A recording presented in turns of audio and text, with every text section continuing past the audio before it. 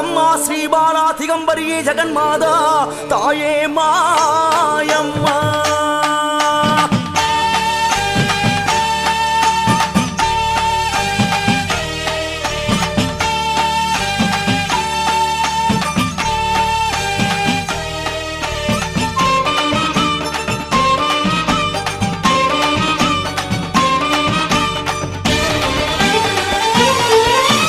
மாயாதி மாயம்மா மூணு கடல் ஓரமா நின்னு தவம் பண்ணுகிற பகவதி அம்மா.